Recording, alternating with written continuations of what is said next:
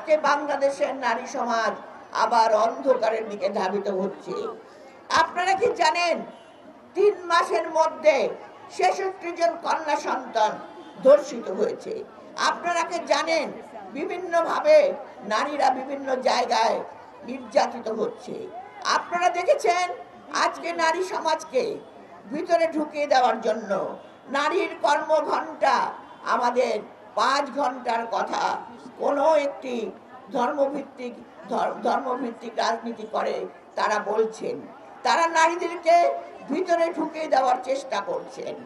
এই যে নারীরা আজকে বাংলাদেশে পেশাজীবী ক্ষেত্রে বলেন, শিক্ষায় বলেন, সমস্ত জায়গায় উজ্জ্বল দৃষ্টান্ত হয়ে কাজ করছে, নারীরা যখন আজকে অগ্রযাত্রা এগিয়ে যাচ্ছে, সেই সময় আমাদের এই প্রতিবন্ধকতা এবং উন্নয়নের কথা বলে এবং গ্রামীণ মহিলাদেরকে বিভ্রান্ত করার জন্য আজকে ধর্মকে নিয়ে ছিনিমিনি খেলা হচ্ছে।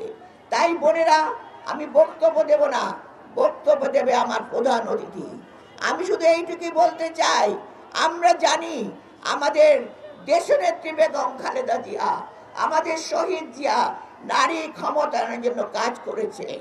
সেই ক্ষমতায়নের বলে আমরা আজকে এখানে, আপনারা এখানে। কাজেই বোনেরা, আমাদেরকে মনে রাখতে হবে, আমাদেরকে আমাদের লড়াইয়ের জন্য সংগ্রাম করতে হবে, সমস্যারে আওয়াজ তুলতে হবে। আমরা দেখেছি রাজশাহীতে একটি আমাদের নেত্রীকে কিভাবে একজন অন্য দলের কর্মী, জামাত কর্মী, তিনি কিভাবে নির্যাতন করেছে, কিভাবে নারীরা নির্যাতিত হচ্ছে।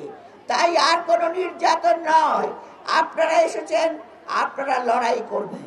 সেই লড়াই হলো দেশের জন্য, নারী সম্মানের জন্য, দেশের স্বাধীনতার জন্য।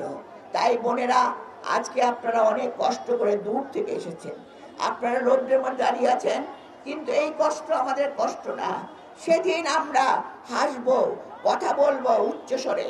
এই জুলাই সনদের মেয়েরা তারা এখনো তারা নির্যাতিত হচ্ছে। আমাদের অনেক মেয়ে, আমাদের অনেক বোন শহীদ হয়েছে, নির্যাতিত হয়েছে। তাদের কথা স্মরণ করে আগামী দিনে ইনশাল্লাহ সমস্ত নারী সমাজ সমস্যারে আওয়াজ তুলবে।